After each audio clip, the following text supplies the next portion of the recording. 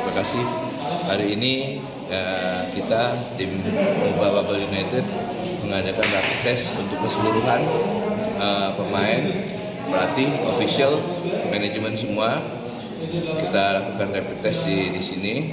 Ini untuk kita sesuai dengan program protokol kesehatan untuk nanti untuk mengarungi Liga 2 mulai.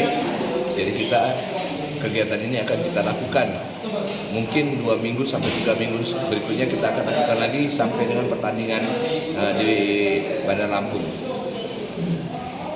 Soal rapid test hari ini, Coach. Ya, rapid test apapun itu protokol kesehatan harus dilakukan. Semua, saya pikir bukan mengubah ya, semua klub harus disiplin protokol kesehatan untuk pandemi COVID ini, karena memang ini berbahaya.